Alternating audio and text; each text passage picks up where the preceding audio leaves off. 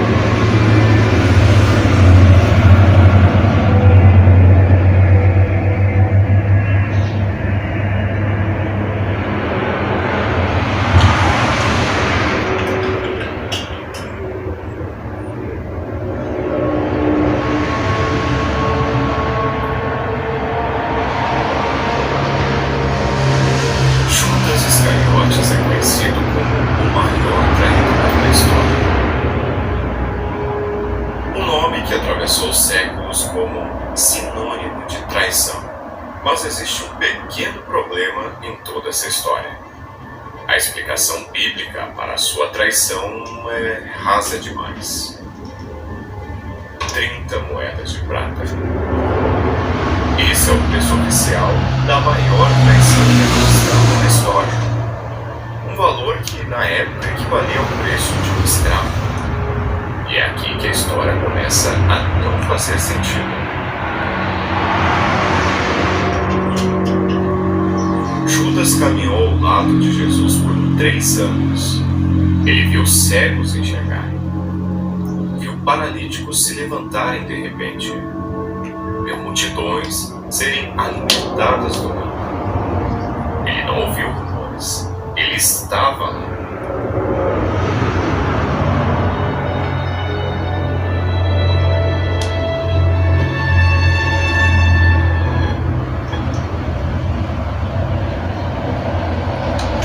Internet, padaria da porra. Então me diga.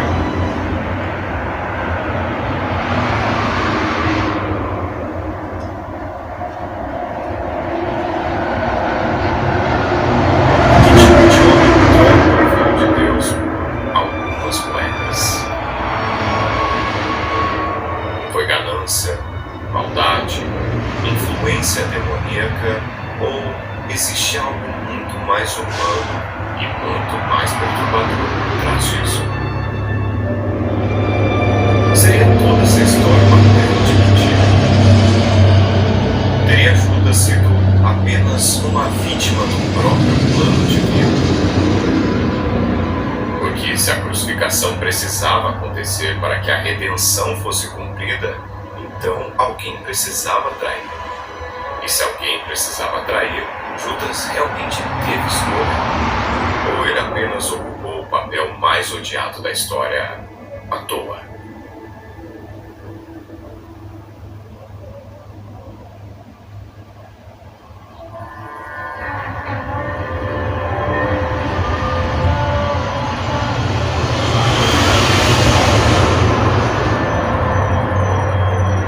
A história de Judas é o típico caso em que a leitura superficial não basta. Não é uma questão que se resolve repetindo versículos ou aceitando explicações. Bom, galera, rapidinho aqui, uma pausa aqui. Bom, aqui ele está dizendo que, olha só, É o que acontece muitas das vezes com nós, né? Por exemplo, eu queria tanto estar perto de Jesus naquela época.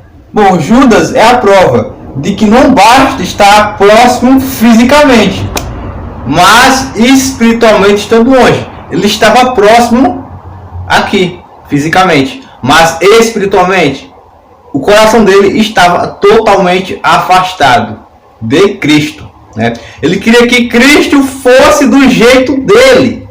Ele esperava, assim como os judeus, um ditador, um cara que vai impor medo. E medo não é amor, né? Não seria uma adoração espontânea, não, iria ser algo por medo. Não ia ser algo espontâneo, não ia ser uma adoração verdadeira. Seria por medo. Se fosse como os judeus queriam e o próprio Judas, né? Vamos ler aqui, né? Assistir, na verdade.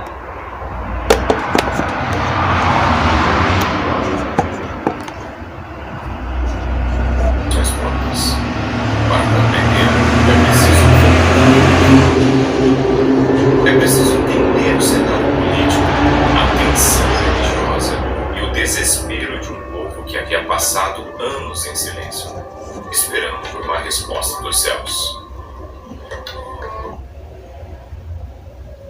Federal só tem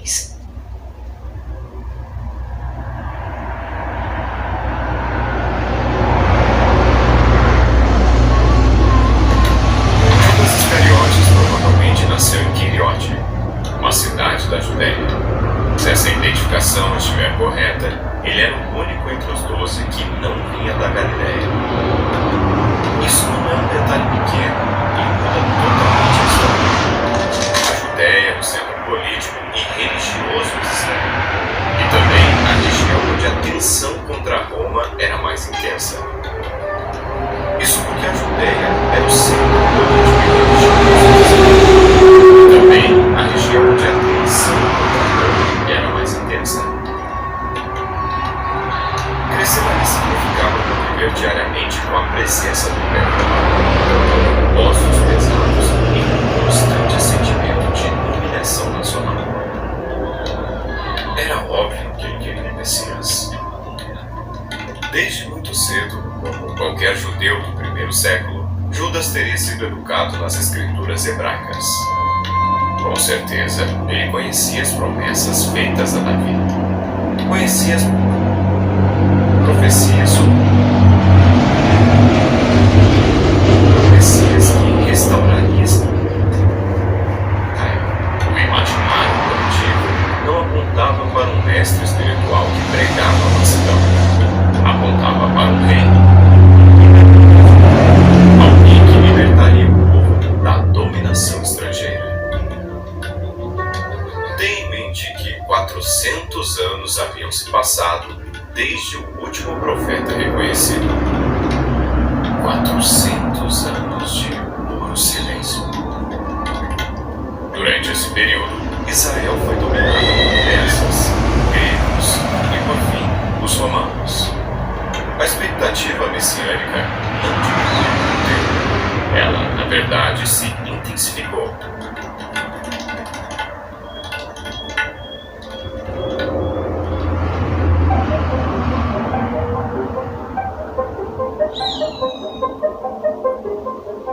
Movimentos revolucionários surgiam e eram esmagados. Falsos messias apareciam e desapareciam. O Oriente era sinistro. É nesse cenário que Jesus de Nazaré começa a ganhar grande notoriedade. Quando João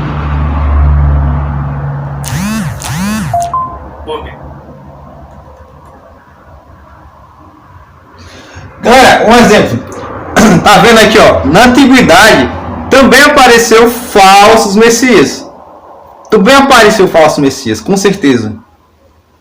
E, cara, você viu que com certeza foi uma confusão tremenda, né? Eu acho que foi uma confusão tremenda, né? Na antiguidade apareceu vários falsos messias.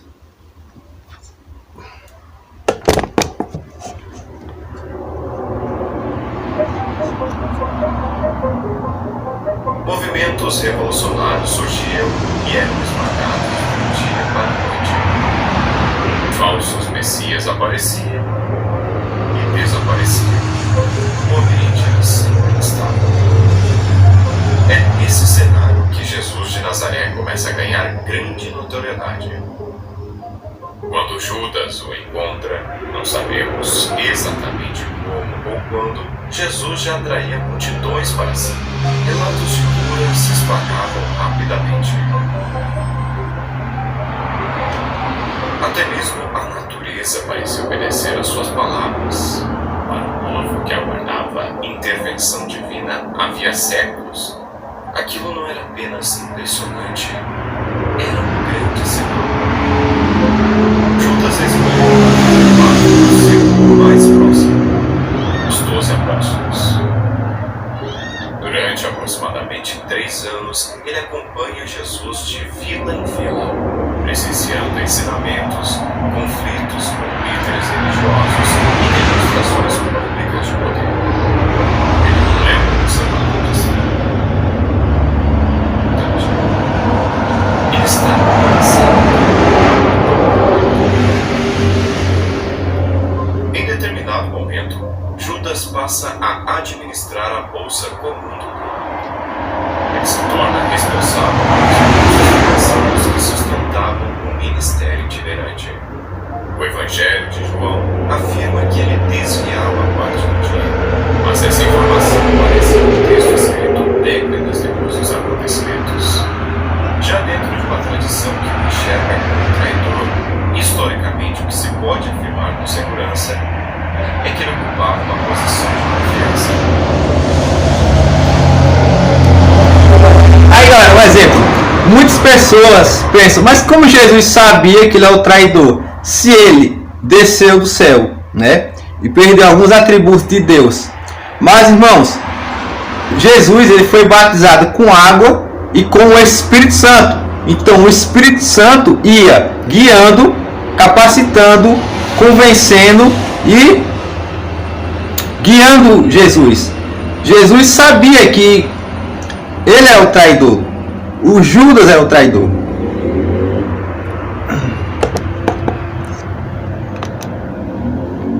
Enquanto os milagres aumentavam, também crescia a expectativa popular. A entrada de Jesus em Jerusalém, pouco antes da Páscoa, intensificava esse clima.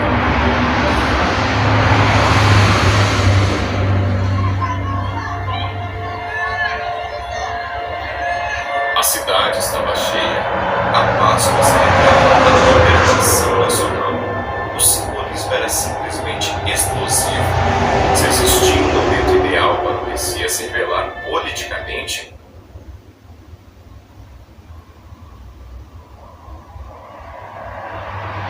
era aquele. Mas ao invés de provocar revolta, Jesus começou a sofrer. Em vez de usar resistência contra Roma, ele anuncia que será entregue. Em vez de assumir o trono, ele assume.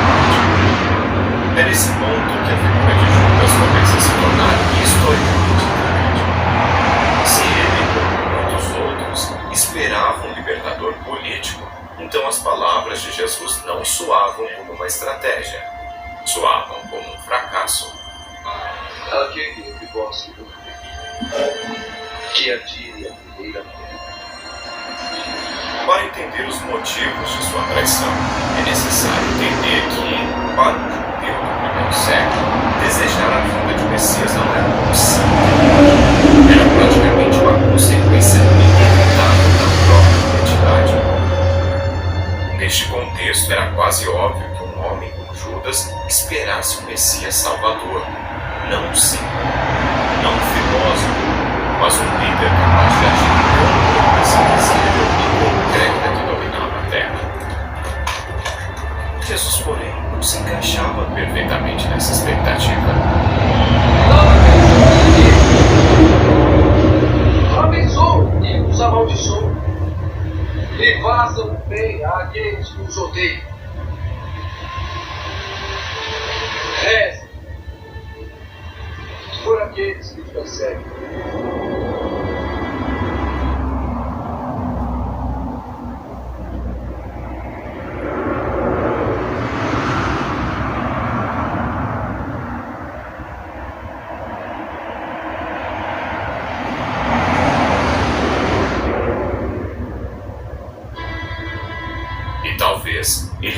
realmente acreditava que Jesus era o Messias.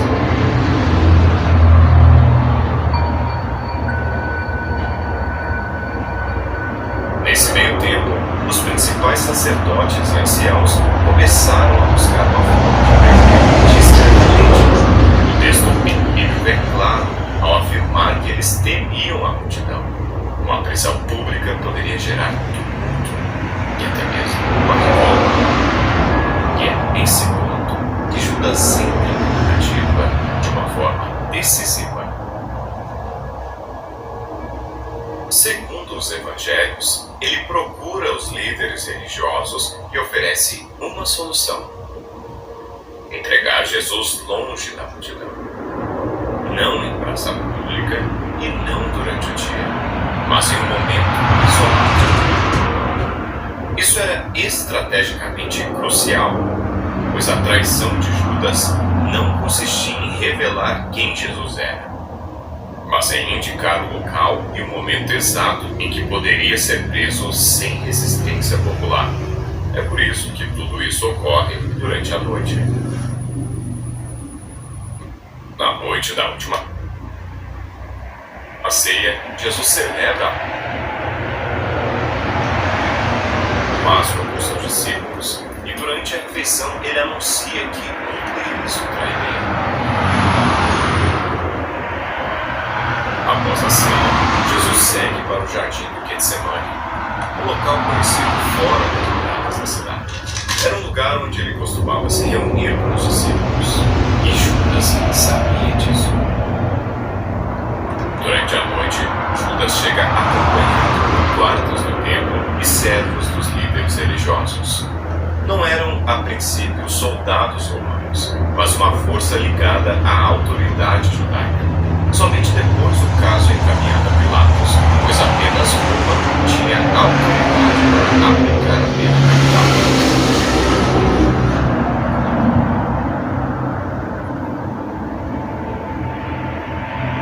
Mas aqui que as coisas pois o que permanece aberto é o estado mental de Judas naquele momento.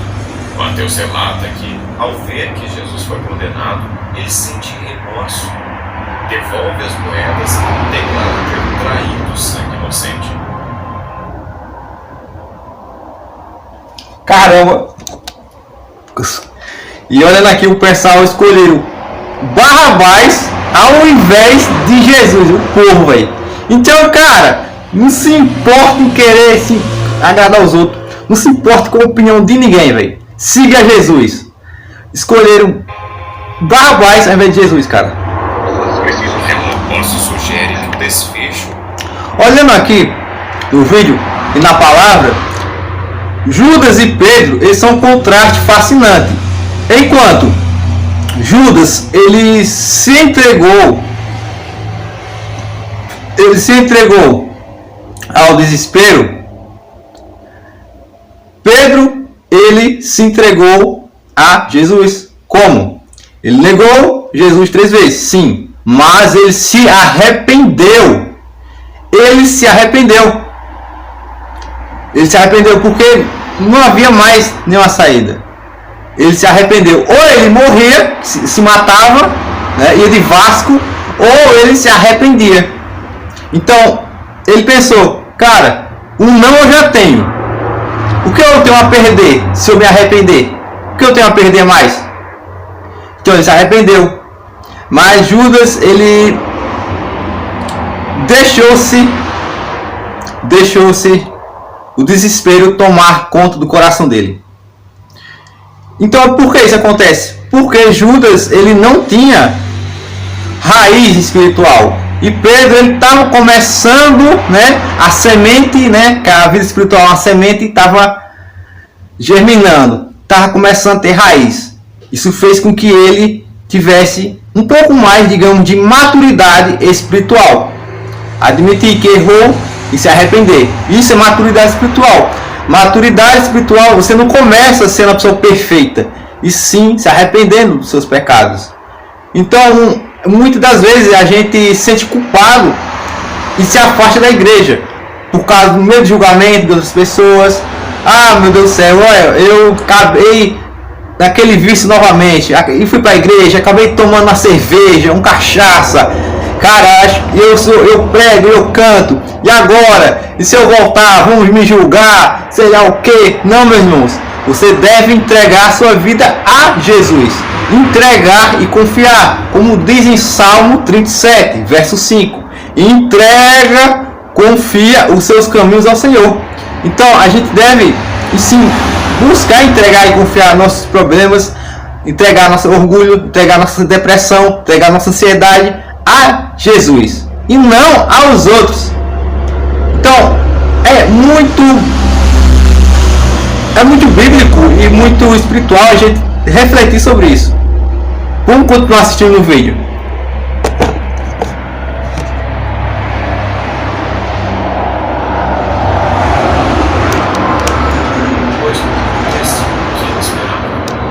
E aqui começam as teorias.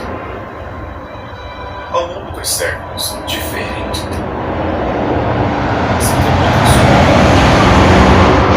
surgiram para responder uma pergunta que permanece desconfortável até os dias de hoje. Por que o homem fez isso? A primeira explicação, e a mais tradicional, é a ganância. O problema é que 30 moedas de prata não representam uma fortuna significativa. Não era dinheiro suficiente para justificar o risco político e moral envolvido. Além disso, temos um desdém pouco tempo depois, tomado por remorso. Se o dinheiro fosse o verdadeiro objetivo, por que abandonar tão rapidamente?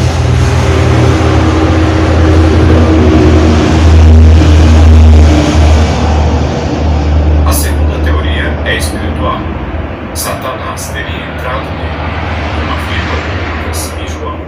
Essa interpretação desloca a responsabilidade para uma influência externa. Judas teria sido instrumento de uma força muito maior.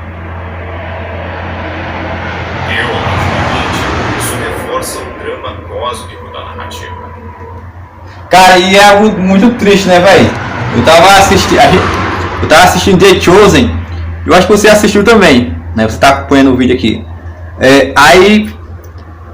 Aí Judas fala, sou eu. Aí Jesus fala, ele está em você. Aí Judas fala, quem? Aí Jesus fala, não é Deus. Caramba, velho. Cara, a cena muito pesada, viu, velho? Quem é que está em mim? Aí Jesus, o próprio Cristo fala, não é Deus. Ixi, caramba, mano.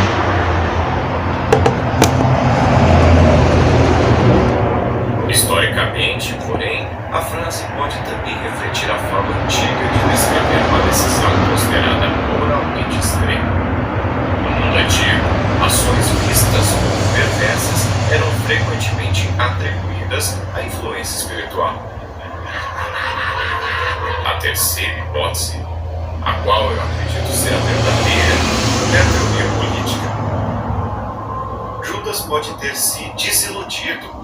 Ele talvez acreditasse que Jesus era o Messias, mas esperava um Messias diferente. Um líder disposto a confrontar Roma diretamente. Quando percebe que Jesus fala cada vez mais sobre morte, entrega e sofrimento, a frustração pode ter se tornado insustentável. Nesse cenário, a traição não seria motivada por ódio, mas por decepção. Judas pode ter tentado forçar Jesus a agir. Ao entregá-lo às autoridades, ele criaria uma situação limite. Se Jesus fosse realmente o Messias poderoso que demonstrava controlar a natureza e a vida, aquele seria um momento inevitável para revelar sua autoridade. Um confronto direto poderia desencadear a revolução esperada.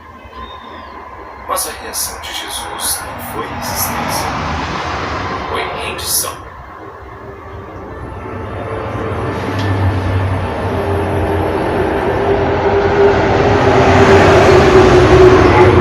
Os estudiosos também sugerem que Judas pode ter interpretado as palavras de Jesus sobre ser entregue não como resignação,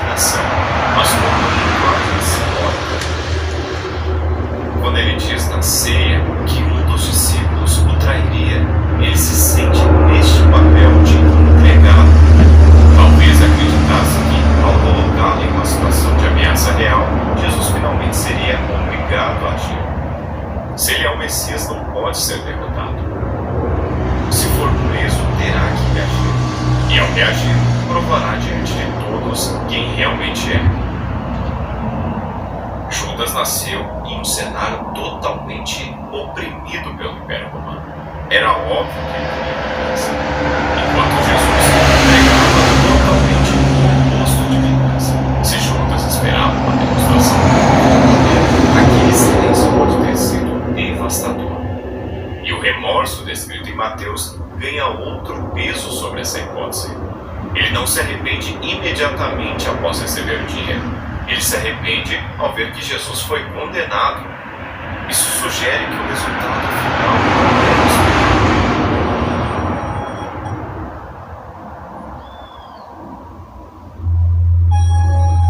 Obviamente, essa hipótese política não transforma Judas em herói, mas o torna mais compreensível. Ele deixa de ser um vilão unidimensional movido por moedas e passa a ser alguém que pode ter acreditado demais em uma expectativa errada. Talvez ele tenha sido o homem que não entendeu o tipo de Messias que estava diante dele e pagou o preço mais alto por conta disso.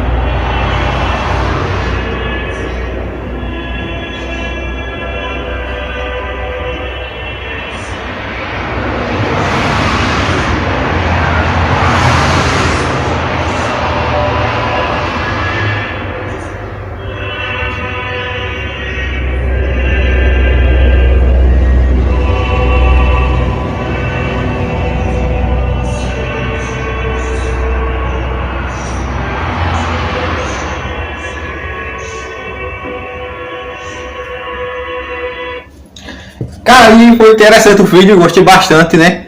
É muito reflexivo. Eu tô assistindo agora esse vídeo. Foi um vídeo bem reflexivo, um vídeo bem legal, né? Praticamente aqui é um documentário, né? Cara, muito bom. Essas imagens bem artísticas, bem desenhadas, eu acho muito bonito isso aí. É arte, né? Eu acho muito bonito isso aí. Eu que sou uma pessoa mais artística, eu acho muito bonito essa arte aqui, ó. Essas artes.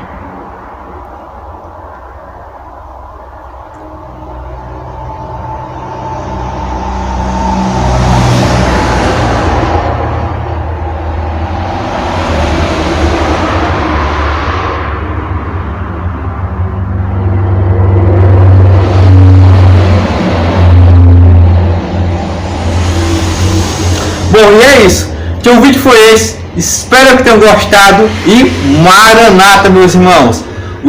O Senhor logo vem.